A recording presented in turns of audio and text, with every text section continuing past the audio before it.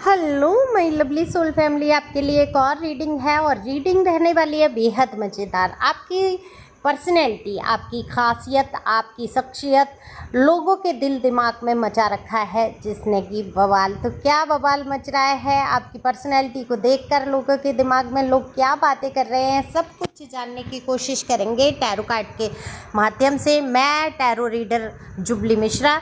तो चलते हैं रीडिंग पे और देखते हैं क्या ही कमाल कर दिया है आपने जिससे लोगों में खलबली मची पड़ी है।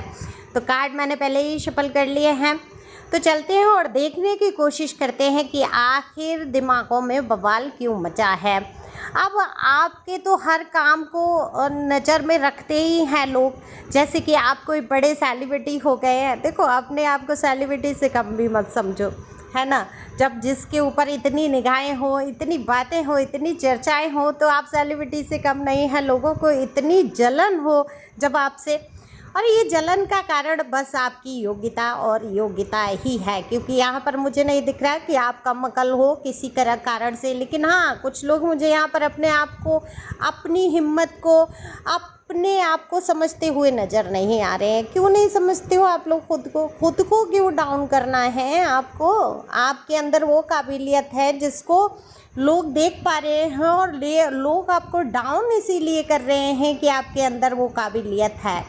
तो क्यों भाई नहीं समझ रहे हो? हालांकि आपने अब अपने आप को समझना शुरू किया है।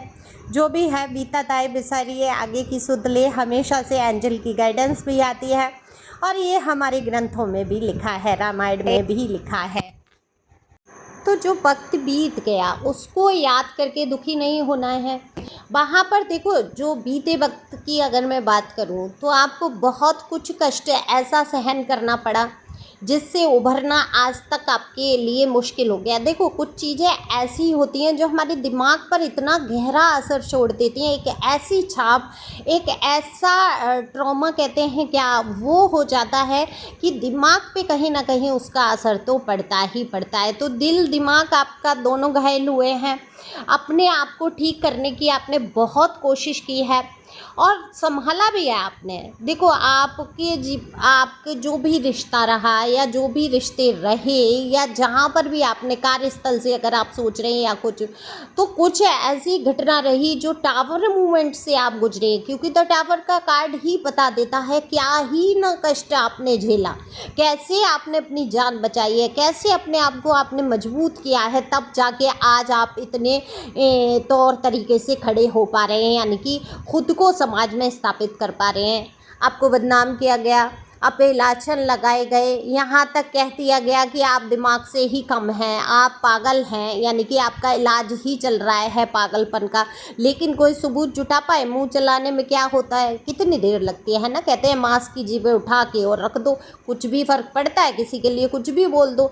लेकिन जिसकी इमेज है, जो समाज में एक स्थापित व्यक्ति है, वो ऐसे ही कुछ शब्द नहीं बोल सकता।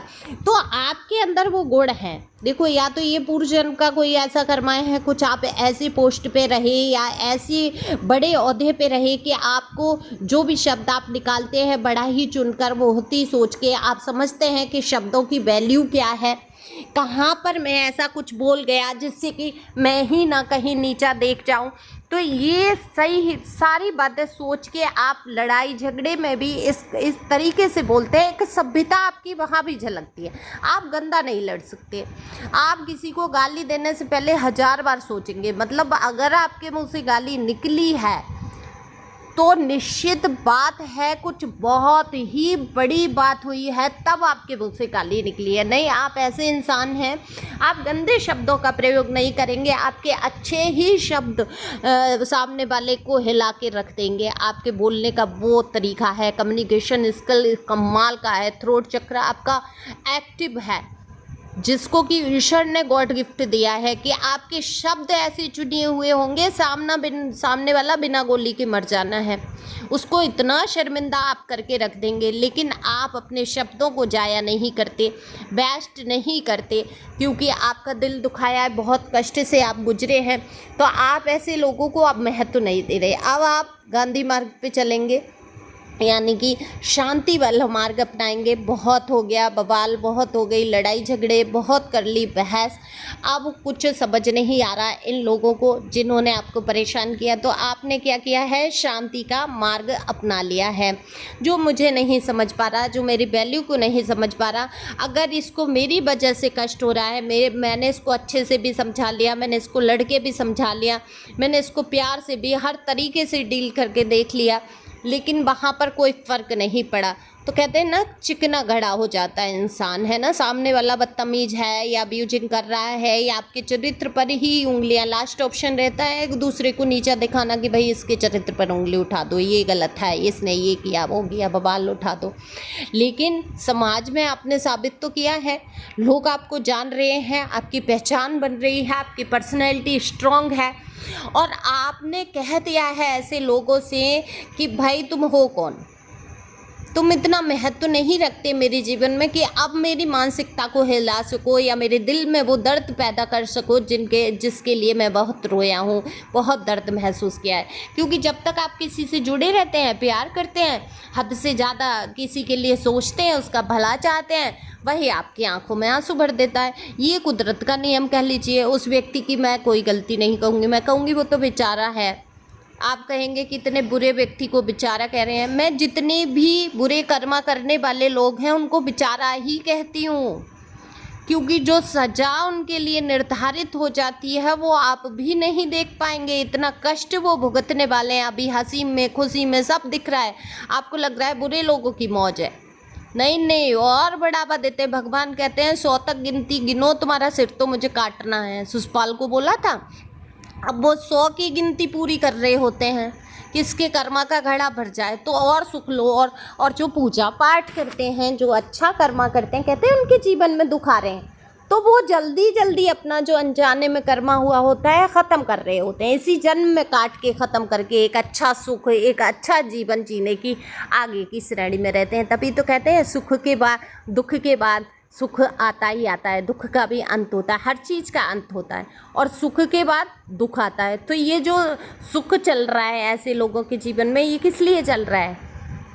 ये भुगतेंगे अपना कर्मा, कर्मा से कोई नहीं बच सकता, समझ रहे हैं। तो आपकी जो पर्सनैलिटी है, लोगों के दिल दिमाग में बवाल मचा रखा है, क्योंकि ये आपको करना चाहते थे हैरान परेशान, अपने शब्दों से, अपनी बातों से, आपके ऊपर झूठे आरोप लगा के, आपको पागल सिद्ध करके। लेकिन हुआ क्या, आप पर फ़र्क नहीं पड़ रहा। आप गॉसिप में शामिल होना नहीं चाहते, आप किसी भी चर्चा का हिस्सा बनना नहीं चाहते, आप लाइमलाइट में आना नहीं चाहते।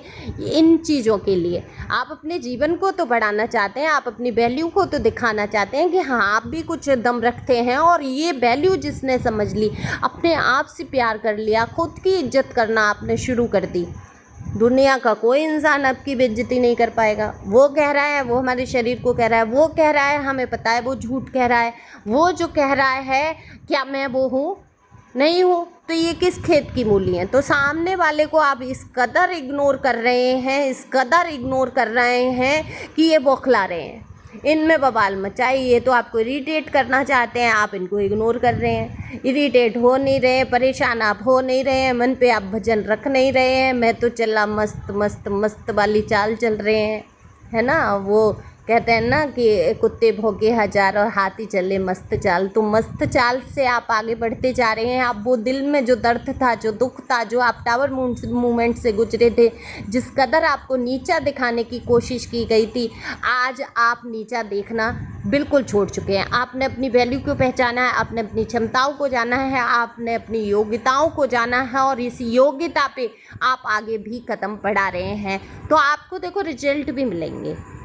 आप जो काम करना चाहते हैं या जिस काम में आप आगे बढ़ रहे हैं, बिल्कुल आपको रिजल्ट मिलेंगे, आप वहाँ सफल होंगे, आप सही रास्ते पे हैं। अगर आपको एंजल नंबर दिख रहे हैं तो निश्चित तौर पे एंजल आपके साथ खड़े हैं और उनकी ब्लेसिंग आपके साथ है।